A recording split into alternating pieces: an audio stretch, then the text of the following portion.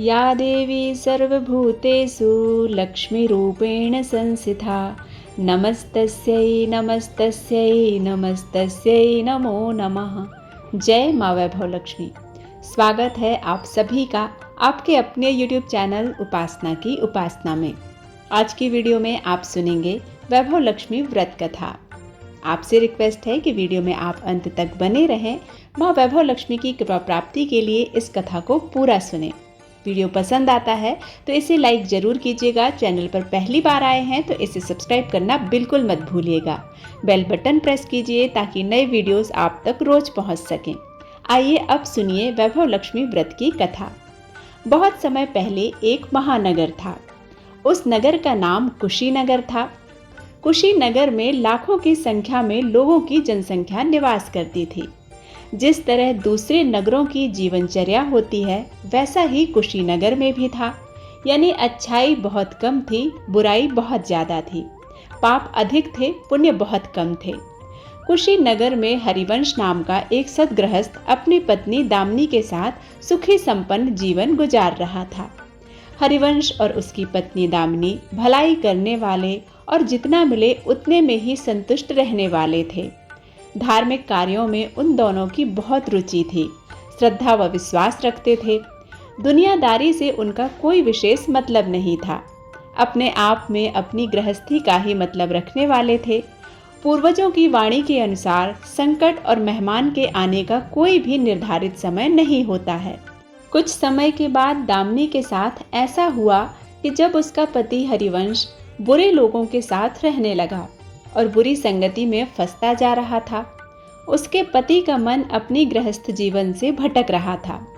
उसका पति बुरे लोगों के साथ रहते हुए शराब पीने लगा और रात को शराब पीकर बहुत देर से घर आने लगा।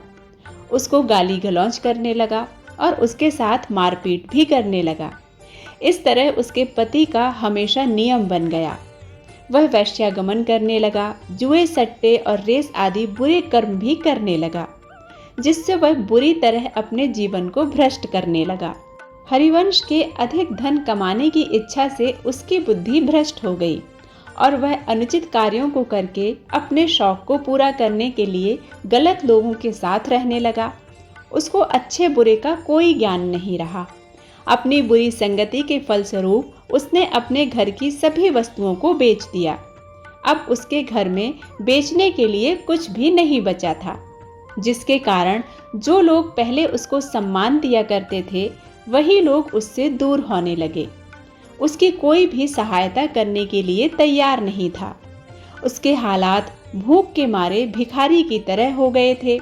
लेकिन दामिनी बेहद ही संयमी, संस्कारी और आस्थावान महिला थी।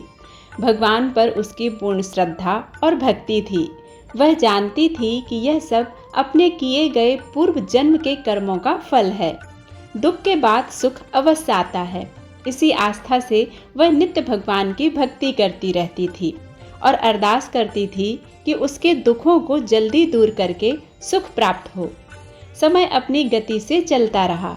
इस तरह समय बीतते बीतते एक दिन अकस्मात दोपहर के समय में उसके घर के दरवाजे पर किसी की आवाज सुनाई दी। आवाज को सुनकर दामिनी अपनी तंद्रा को तोड़कर उठी। उसे डर सताने लगा कि कोई मेहमान तो नहीं आ गए। उनका वह कैसे अतिथि सत्कार करेगी, क्योंकि उसके घर में खाने के लिए अन्न का एक भी दाना नहीं था जो अतिथि की सेवा में वह अर्पित कर सके और उनको संतुष्ट कर सके। लेकिन वह एक संस्कारवान महिला थी, जिस कारण उसका मन अतिथि सत्कार करने के लिए उद्यत हो उठा। फिर वह उठकर अपने घर का दरवाजा खोलती है। तो जैसे ही उसने अपने घर का दरवाजा खोला तो उसने देखा कि उसके सामने एक दिव्य पुरुष खड़ा था। उस दिव्य पुरुष के सफेद घुंघराले बाल थे। उसका चेहरा उन बालों से ढका हुआ था। उस दिव्य पुरुष के चेहरे पर लहराती दाढ़ी गेरुए रंग के कपड़ों को पहने हुए था। उसके चेहरे से एक चमकता हुआ तेज टपक रहा था। उसकी आंखों से ऐसा प्रतीत हो रहा था कि अमृत की वर्षा हो रही है। उस दिव्य पुरुष को दामिनी ने देखकर बहुत ही ज्यादा सुख और शांति महसूस की। वह उस दिव्य पुरुष को देखते ही समझ गई कि यह कोई आया हुआ महान साधु सिद्ध आत्मा है। फिर दामिनी के मन में अतिथि सत्कार की भावना तेज हो गई। वह उस महात्मा को सम्मान सहित अपने घर में लेकर आई। जब दामिनी ने उसे अपने घर पर फटे हुए आसन पर बैठाया तो वह मारे लज्जा के जमीन में गड़ सी गई। उस तरफ वह संत पुरुष दामिनी की ओर एक टकटकी से देख रहा था। अपने घर में जो कुछ भी बचा खुचा था वह दामिनी ने अतिथि सेवा में समर्पित कर दिया, पर उसने इस पर कोई ध्यान नहीं दिया। वह तो बस दामिनी को उसी तरह देख रहा था, मानो उसे कुछ याद दिलाने की चेष्टा कर रहा था। जब काफी देर तक दामिनी कुछ नहीं बोली तो उसने कहा, पुत्री, मुझे पहचाना नहीं क्या? हे महाराज, मेरी धृष्टता को माफ करें। जो आप जैसे दिव्य पुरुष को मैं पहचान कर भी नहीं पहचान पा रही हूँ। पारिवारिक कष्टों ने तो जैसे मेरी सोचने समझने की शक्ति ही छीन ली है। लेकिन यह निश्चित है कि संकट की इस घड़ी में मुझे आप जैसे साधु पुरुष का ही सहारा है। तभी जैसे दामिनी को कुछ याद आया हो, वह उस साधु के चरणों में गिरकर बोल उठी, अब मैं आपको पहचान गई हूँ। महाराज, स्नेह रूपी अमृत की वर्षा करने वाले अपने शुभ चिंतक को कोई कैसे भूल सकता है भला। वास्तव में वह साधु मंदिर की राह के मध्य में बनी अपनी कुटिया के बाहर वट वृक्ष के नीचे बैठकर साधना किया करते थे और मंदिर आने जाने वाले सभी श्रद्धालु उन्हें प्रणाम करके स्वयं को कृतार्थ अनुभव करते थे। दामिनी भी उन्हीं में से एक थी। जब पिछले काफी दिनों से उसने उसे मंदिर की ओर आते जाते नहीं देखा तो उसकी कुशल क्षेम जानने के लिए पूछताछ करते हुए उसके घर की ओर आ निकले। दामिनी अभी अपनी सोच में डूबी हुई थी कि साधु महाराज ने मौन भंग किया। क्या कारण है पुत्री, तू आजकल मंदिर आती जाती दिखाई नहीं पड़ती। तुझे जो भी कष्ट है मुझे बता, शायद मैं तेरी कुछ मदद कर सकूं। व्यक्ति दुखों के बोझ तले दबा हो तो ऐसे में सहानुभूति के दो बोल ही काफी होते हैं। दामिनी भी अपने आप पर संयम नहीं रख पाई और बिलखते बिलखते हुए रोने लगी। तभी वह साधु वात्सल्यपूर्ण स्वर में बोले, मन छोटा करने से समस्या हल नहीं होगी। दुख सुख तो गाड़ी के दो पहियों के समान हैं, जिनका आना जाना तो जिंदगी भर लगा रहता है। अपना दुख किसी को बता देने से मन हल्का हो जाता है। कुछ देर चुपचाप रहने के बाद दामिनी ने बोलना शुरू किया, महाराज, सर्व सुखों से भरपूर था मेरा घर। मेरे घर में कण कण में खुशियों का नृत्य होता था। पति भी नेक और ईमानदार थे। सादा जीवन उच्च विचार की आधारशिला पर टिकी थी हमारी गृहस्थी। रुपए पैसे की कोई कमी नहीं थी। सुबह शाम घर में ईश वंदना होती थी। लेकिन अचानक ना जाने किसकी नजर लग गई। हमारा भाग्य हमसे रूठ गया। मेरे पति कुसंगति में फंसकर अपना सब कुछ गंवा बैठे। अब तो इस तरह लगता है कि जैसे साया भी साथ छोड़कर जाने को तैयार बैठा है। भिखारियों से भी बदतर हालत हो गई है। दामिनी की दुख भरी दास्तान व करुण दुख को सुनकर साधु महात्मा का हृदय हाहाकार कर उठा।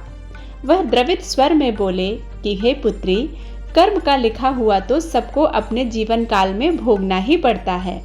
तुम्हारे दुखों व कष्टों का भी पूर्व जन्म के कर्मों से रिश्ता है। लेकिन तुम किसी भी तरह की चिंता मत करो, सब कुछ पहले की तरह हो जाएगा। दुख को भोगने पर सुख की प्राप्ति होती है और समय एक जैसा नहीं चलता है। दुख को भोगने पर ही सुख की सच्ची अनुभूति भी होती है। दुख सहे बिना सुख की सच्ची अनुभूति हो ही नहीं सकती। तुम माँ लक्ष्मी के प्रति पूरी श्रद्धा और विश्वास लगातार बनाए रखो। माँ लक्ष्मी जी सबका उद्धार करने वाली और प्यार का छलकता सागर हैं। अपने प्रिय भक्तों पर हमेशा कृपा करने वाली होती हैं। तुम तो अपनी आस्था व श्रद्धा भाव के साथ माँ वैभव लक्ष्मी का व्रत करना शुरू करो। तुम्हारी श्रद्धा और विश्वास आखिर में अवश्य रंग लाएगी। दामिनी एक समझदार और ज्ञानवती संस्कारी औरत थी। वह धर्म कर्म में विशेष विश्वास व आस्था रखने वाली थी। माँ वैभव लक्ष्मी के व्रत की बात सुनकर उसका चेहरा दमक उठा। महाराज, यदि इस व्रत को करने से मेरे परिवार पर आई मुश्किलें दूर हो सकती हैं तो इस व्रत को मैं जरूर करूंगी। आप कृपा करके मुझे इस व्रत को कैसे किया जाता है, किस दिन शुरू किया जाता है और इस व्रत की पूरी विधि क्या है, यह सभी जानकारी आप मुझे दे दीजिए। साधु महात्मा दामिनी की श्रद्धा भाव और भक्ति भाव को देखकर खुश होकर बोले, पुत्री, पूरे संसार का कल्याण करने वाली माँ वैभव लक्ष्मी के व्रत की विधि मैं जन कल्याणार्थ तुम्हें बता रहा हूँ, जो कि तुम अपने मन को एक जगह स्थित करके ध्यान पूर्वक सुनो। माँ वैभव लक्ष्मी व्रत को हर एक शुक्रवार को कर सकते हैं। सबसे पहले व्रत को करने वाले व्रती को अपने मन में ईश्वर को साक्षी मानकर अपनी इच्छा के अनुसार व्रत करने का संकल्प करना होता है। किसी भी माह के शुक्ल पक्ष के शुक्रवार से यह व्रत करना चाहिए। अपनी इच्छा पूर्ति तक व अपने मन में किए संकल्प के आधार पर व्रत को पूरा करना चाहिए। माता वैभव लक्ष्मी को मन ही मन में प्रणाम करने के बाद व्रत को करना चाहिए। इस व्रत के दिन प्रातःकाल जल्दी उठकर अपनी दैनिक चर्या को पूरा करते हुए स्नानादि से निवृत्त होकर साफ सुथरे कपड़ों को पहनना चाहिए। उसके बाद पूर्व दिशा की ओर मुख करके आसन पर बैठना चाहिए। फिर एक लकड़ी का बाजोट लेकर उस पर लाल रंग का कपड़ा बिछाकर उस पर अक्षत या चावल की एक ढेरी को बनाकर उस पर पानी से भरा हुआ तांबे का कलश स्थापित करना चाहिए। उस तांबे के कलश पर एक कटोरी रखनी चाहिए। कलश के ऊपर रखकर उसे ढक देना चाहिए। उस कटोरी में या तो आप सोने का जेवर या चांदी का जेवर रख सकते हैं, और यदि यह संभव नहीं है तो आप उसमें 1 रुपए का सिक्का भी रख सकते हैं। माँ वैभव लक्ष्मी के सभी स्वरूपों वाली एक फोटो बाजोट पर स्थापित करना चाहिए। शुद्ध गाय के घी का दीपक प्रज्वलित करना चाहिए। गुलाब की धूप अर्पित करना चाहिए। दीपक प्रज्वलित करके व्रत का संकल्प लेना चाहिए और माँ के मंत्रों का मन ही मन जाप करते रहना चाहिए। श्री यंत्र माँ लक्ष्मी का प्रिय यंत्र माना जाता है। उसे भी स्थापित करके नमन करते हुए सभी वस्तुओं पर जल को छिड़क कर उसके बाद सभी जगहों पर हल्दी, कुमकुम और अक्षत अर्पित करना चाहिए। गुलाब के पुष्प अर्पित करना चाहिए। कलश देवता की पूजन करना चाहिए। नैवेद्य के रूप में 5 तरह के ऋतुफल होने चाहिए। यदि यह संभव नहीं है तो आप बतासे भी समर्पित कर सकते हैं। घर में बनाए हुए कोई भी मिष्ठान को आप महालक्ष्मी को अर्पित कर सकते हैं। यदि यह सभी कुछ संभव नहीं है तो आप गुड़ या शक्कर का प्रसाद भी अर्पित कर सकते हैं। उसके बाद अपने विश्वास और भक्ति भाव से माँ लक्ष्मी जी की पूजा करनी चाहिए। उसके बाद 14 बार जय माँ वैभव लक्ष्मी, जय माँ वैभव लक्ष्मी इस प्रकार से जाप करना चाहिए। प्रेम भाव से बोलना चाहिए।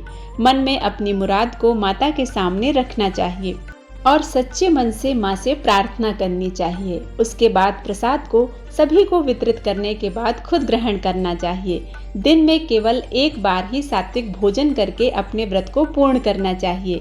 पूजा में रखे हुए गहने और रुपयों को लाल कपड़े में लपेटकर अपने सुरक्षित स्थान पर रख देना चाहिए। यह सभी वस्तुएं आगे आने वाले शुक्रवारों की पूजा में काम आएंगी। कलश में भरा हुआ जो जल है उसे तुलसी के पौधे में अर्पित कर देना चाहिए। चावल को पक्षियों को आहार के स्वरूप में डाल देना चाहिए। ऐसी शास्त्रोक्त विधि से व्रत करने वालों को जल्दी ही फल की प्राप्ति होती है। साधु महाराज के मुखारविंद से यह वृत्तांत सुनकर दामिनी पुलकित हो उठी।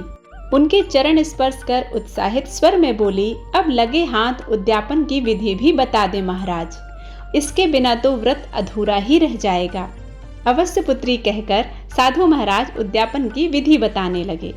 चाहे जितने भी शुक्रवार व्रत करने का संकल्प लिया हो, लेकिन मन में माँ वैभव लक्ष्मी के प्रति श्रद्धा और आस्था बराबर बनी रहनी चाहिए। आप व्रत का संकल्प 21 या 11 ले सकते हैं। जिस दिन अंतिम शुक्रवार का व्रत हो उस दिन शास्त्रोक्त विधि से उद्यापन किया जाता है। अन्य शुक्रवारों की तरह इस दिन भी पूजन व व्रत करना चाहिए, लेकिन इस दिन प्रसाद के लिए खीर जरूर बनानी चाहिए। पूजा के बाद नारियल फोड़कर 7 कुंवारी कन्याओं के चरण धोकर कुमकुम का तिलक लगाकर पूजन करना चाहिए। उन्हें अपनी सामर्थ्य के अनुसार दक्षिणा देना चाहिए। फिर प्रसाद के रूप में खीर वितरित करना चाहिए।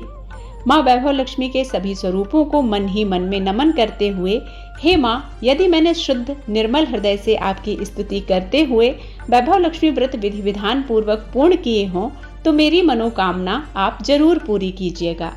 संतानहीनों को संतान देने वाली, दुखियों का दुख हरने वाली, अखंड सौभाग्य का वरदान देने वाली, कुंवारी कन्याओं को मनचाहा वर दिलाने वाली माँ वैभव लक्ष्मी आपकी महिमा अपरंपार है। अपने हर भक्त की विपत्तियां हरकर उन्हें सुख समृद्धि प्रदान करना। साधु महाराज से वैभव लक्ष्मी व्रत का शास्त्रोक्त ज्ञान प्राप्त करके दामिनी भाव विभोर हो उठी। उसे अपने भीतर एक अनोखे तथा असीमित आत्मबल का संचार होता महसूस हुआ। उसने भी माँ वैभव लक्ष्मी के 21 व्रत आते शुक्रवार से शुरू करने का संकल्प लेकर साधु महाराज को आदर सहित विदा किया और मन ही मन माँ वैभव लक्ष्मी की स्तुति का गान करने लगी। 2 दिन बाद ही शुक्रवार आ गया। पहले की रात की जागी हुई दुखों की मारी दामिनी ठीक से सो भी नहीं सकी। माँ वैभव लक्ष्मी के व्रत करने से उसकी समस्याओं का अंत हो जाएगा, यह सोचकर वह मुंह अधेरे ही उठ बैठी और स्नानादि कर स्वच्छ वस्त्र धारण कर आसन पर पूर्व दिशा की ओर मुंह करके दामिनी ने अपने सम्मुख रखी चौकी पर चावल की छोटी सी ढेरी बनाकर उस पर तांबे का कलश रखा। लेकिन जब स्वर्णाभूषण रखने की बारी आई तो धर्म संकट में पड़ गई। सारे धन पति के दुर्व्यसनों की भेंट चढ़ चुके थे। विवाहित स्त्री थी तो मंगलसूत्र भी उतार कर नहीं रख सकती थी और कोई गहना था नहीं। तभी उसे उन नन्ही पायलों का स्मरण आया जो उसने अपनी आने वाली संतान के लिए बनवाकर रख छोड़ी थी और पति की निगाहों से उन्हें बचा रखा था। उसने झटपट वह पायलें निकाली और गंगा जल से धोकर उन्हें शुद्ध करके कलश पर रख दिया। डिब्बे की तली से बची खुची शक्कर निकालकर उसे प्रसाद के रूप में रखा और विधि पूर्वक व्रत किया। सर्वप्रथम उसने अपने पति को प्रसाद दिया और आने वाला पूरा सप्ताह बड़ी ही हंसी खुशी के साथ बीता। बात बात पर झल्ला उठने वाला उसका पति अपेक्षाकृत शांत और संयत रहा। कोई मारपीट क्लेश घर में नहीं हुआ। इसे दामिनी ने माँ वैभव लक्ष्मी का चमत्कार समझा और मन ही मन उन्हें प्रणाम किया। माँ वैभव लक्ष्मी के प्रति उसकी आस्था और भी बलवती हो गई। इसी प्रकार शास्त्रोक्त विधि से दामिनी ने 20 शुक्रवार के व्रत पूरे कर लिए। इस बीच कई परिवर्तन हुए। उसका पति कुसंगति छोड़कर सीधी राह पर आ गया था और उसका कामकाज भी जमने लगा था। घर में यदि किसी चीज की बहुतायत नहीं थी तो किसी चीज की कमी भी नहीं रह गई थी। यह सब माँ वैभव लक्ष्मी के चमत्कार और दामिनी की आस्था तथा विश्वास का परिणाम था। 21वें शुक्रवार को व्रत का उद्यापन करना था। साधु महाराज के वचन अब भी मानो दामिनी के कानों में गूंज रहे थे।